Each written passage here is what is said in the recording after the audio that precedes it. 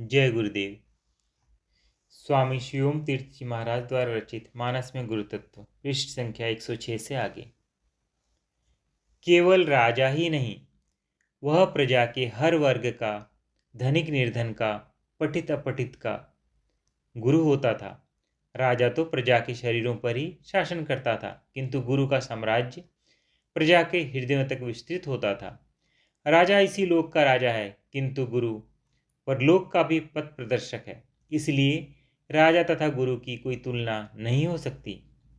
एक और दृष्टिकोण भी हो सकता है। राजा का यह भी कर्तव्य है कि अपनी प्रजा के हृदय में गुरुओं के प्रति पूरी श्रद्धा एवं आस्था को बनाए रखे, जिससे जनता में धर्म भय बना रहे तथा उनका जीवन नियमबद्ध रहे, ताकि राजा का कार्य भी सुगम रहे। अतः अपने व्यवहार से जनता के समक्ष गुरुओं के प्रति आदर तथा श्रद्धा का आदर्श स्थापित करता था। किंतु यह केवल एक व्यवहारिक पक्ष है, अन्यथा आध्यात्मिक दृष्टि से विषय इसकी अपेक्षा कहीं अधिक गहन है। वैसे भी प्रत्येक व्यक्ति अपने शरीर का राजा होता है।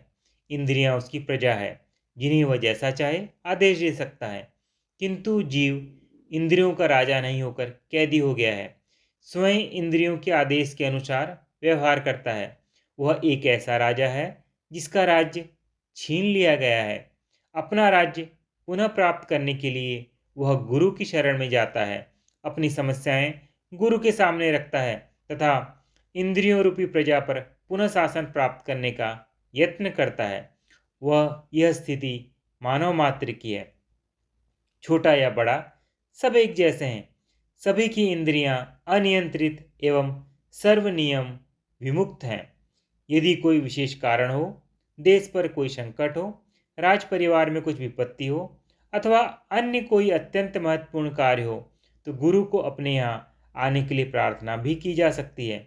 आजकल की तरह नहीं कि गुरु दर्शन देने के लिए स्वयं ही घर पहुंच जाते हैं। प्राचीन काल में संविदा लेकर शिष्य को गुरु वरण करने के लिए गुरु ग्रह पर उपस्थित होने की परिपाटी थी। राजा हो या रंक, सबको इसका ही पालन करना होता था। वैसे भी गुरु एकदम त्यागी एवं विरक्त होते थे, जन समूह से दूर ही रहते थे, इसलिए गृहस्थों के यहाँ प्राय कम ही जाते थे। गृहस्थों को ही दर्शन के लिए अथवा मार्गदर्शन प्राप्त करने के लिए गुरुओं के पास जाना पड़ता था। इसी परिपाटी का निर्वाह महाराज दशरथ कर रहे हैं। चौपाई। सुनि बोले गुर अति सुख पाई, पुण्य पुरुष कहूँ मही सुख छाई। जिमी सरिता सागर मोह जाही, यद्यपि ताही कामना नाही। अर्थ। यह समाचार सुनकर तथा अत्यंत सुख पाकर गुरु बोले, पुण्यात्मा पुरुष के लिए पृथ्वी सुखों से छाई हुई है, जैसे नदियां समुद्र में जाती है, यद्यपि समुद्र को नदी की कामना नहीं होती।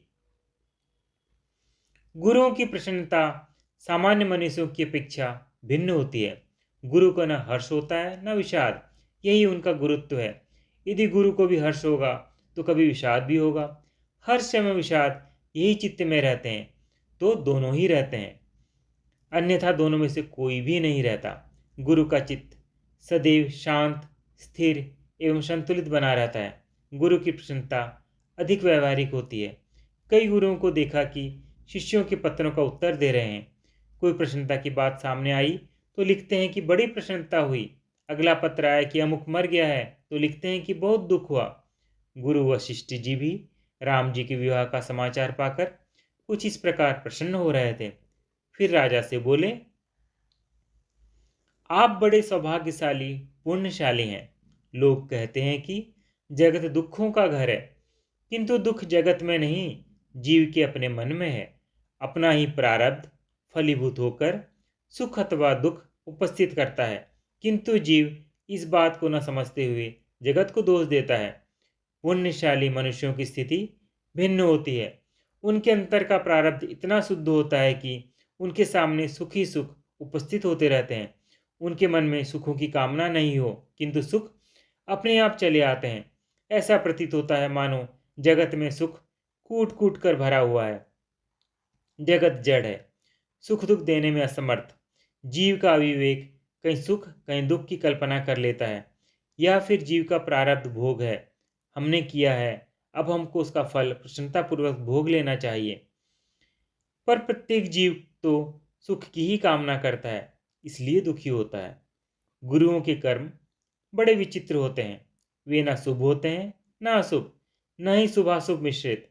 इसलिए उनका प्रारब्ध भी नहीं होता। उनमें ज्ञान होता है।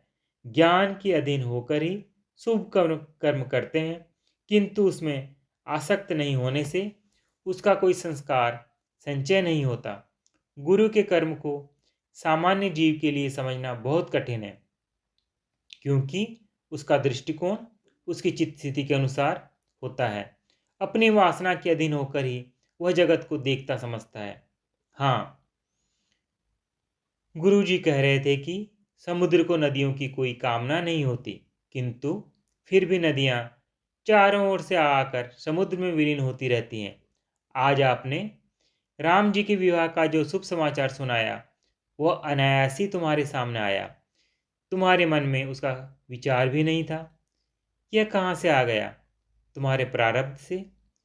यह सब तुम्हारे किसी जन्म के अर्जित पुण्य कर्मों का ही फल है। तुम्हें प्रसन्न देखकर हमें भी संतोष है, किंतु अपना मन सदैव ऐसा ही बनाए रखना जिसमें सुखों की कोई कामना नहीं हो। फिर यदि कभी तुम्हें सुख प्राप्त नहीं हुआ तो दुख नहीं होगा। यही मार्ग श्रेयस्कर है। सुखों के पीछे जब जीव भागता है तो सुख आगे आगे भागता है। जब कोई उधर से मुंह मोड़ लेता है तो सुख पीछे पीछे भागता है। बस सुखी होने का यही रहस्य है। यदि तुम इस रहस्य को समझ गए तो तुम्हारे जैसा ना कोई भाग्यशाली है, न पुण्यशाली। चौपाई। तिमि सुख संपत्ति बिनहि बुलाए, धर्मशील पहीं जाहि सुभाए। तुम गुर विप्र धेनु सुर सेवी, तसी पुनित कौशल्या देवी। अर्थ, वैसे ही सुख तथा संपत्ति बिन बुलाए स्वाभाविक ही धर्मात्मा पुरुष के पास आती है। तुम जैसे गुरु, ब्राह्मण, गाय तथा देवता की सेवा करने वाले हो, वैसे ही पवित्र कौशल्या देवी भी है। गुरु वशिष्ठ जी महाराज दशरथ को गुरु, ब्राह्मण, गाय तथा देवता की सेवा का फल बतला रहे हैं। ब्राह्मण में ब्रह्म की आराधना करने वाली सभी मनुष्यों का समावेश है। गाय प्राणी मात्र की प्रतीक है तथा देवता का भाव इष्ट देव है। इनकी सेवा का अर्थ कोई कामना नहीं, केवल श्रद्धा भाव से सेवा। यदि कामना सहित सेवा हो तो सेवा कामना की हो जाती है। गुरु का कार्य है अंतर का तम हटाकर उसके स्थान पर प्रकाश फैलाना। कामना का अर्थ है तम को और अधिक घनीभूत कर देना। इस प्रकार कामना तथा सेवा की दिशाएं एक दूसरे से विपरीत हैं। केवल प्रभु के प्रेम की शुभकामना मन में रखकर ही गुरु की सेवा करना, आज्ञा पालन करना, ध्यान लगाकर उनका उपदेश सुनना, समझना तथा जीवन में उतारने का प्रयत्न करना। गुरु ने जो साधन दिया हो, श्रद्धाभाव से नियमित उसका अभ्यास करना, शास्त्र का पठन पाठन इत्यादि सब गुरु सेवा है। यह सेवा नम्र तथा श्रद्धाभाव से अभिमान रहित होकर की जाए तो ही सेवा है। यदि अभिमान उदय हो जाए तो की हुई सेवा बंधन का कारण हो जाती है। इस प्रकार गुरु सेवा ही गुरु भक्ति है। गुरु, ब्राह्मण, गाय तथा देवता में एक ईश्वर को ही देखते हुए जो इनकी सेवा करता है, उसके अंतर की मलिनता धुलती जाती है। वैराग्य का भाव अधिक से अधिक जागृत होता जाता है। सेवा में इन सब के केवल बाह्य स्वरूप पर ही दृष्टि नहीं रहती, वरन अंदर के तत्व पर लक्ष्य स्थिर होता है। इसलिए स्थूल जगत गौण हो जाता है। सूक्ष्म तथा चेतन तत्व के प्रति प्रेम बढ़ता है। सेवक को ही धर्मात्मा पुरुष कहा जाता है, क्योंकि सेवा ही धर्म है। जितने धार्मिक कृत्य हैं सभी भगवान की सेवा रूपी हैं। आराधना साधना में सेवा भाव ही प्रमुख है। सेवा धर्म से पूर्व संचित संस्कार क्षीण होते हैं तथा नए संस्कार संचित नहीं होते, जिससे चित्त शुद्ध होता जाता है, सत्व गुण का प्रकाश फैलता जाता है। जगत का यही स्वभाव है कि जो इसको प्राप्त करने की कामना करता है उसके पास भटकता ही नहीं, परंतु जो इससे उदासीनता दर्शाता है उसके आगे हाथ बांधकर खड़ा हो जाता है कि मेरा भोग करो। किंतु सेवक को तो केवल भगवान की ही कामना होती है, भोगों की नहीं। इसलिए उसके पास भोगों की ओर लक्ष्य करने का समय ही नहीं होता। भोग आगे पीछे घूमते रहते हैं, सेवक सेवा में मस्त रहता है। एक बात और है, पति पत्नी दोनों मिलकर ही भोगों को भोगते हैं। यदि दोनों में से किसी एक के प्रारब्ध में भोग हो तथा दूसरे के प्रारब्ध में न हो, तो एक के भोग को ही दोनों बांट कर भोगते हैं। यदि दोनों के प्रारब्ध में न हो तो जीवन अभाव में कटता है। यदि दोनों के प्रारब्ध में भोग पर्याप्त हो तो जीवन में सुख भोग की कमी नहीं रहती। हे राजा, तुम्हारी तरह ही कौशल्या जी भी धर्मात्मा है। वह भी गुरु, ब्राह्मण, गाय तथा देवता की भक्त एवं सेविका है। पृष्ठ संख्या 110 की समाप्ति। जय गुरुदेव।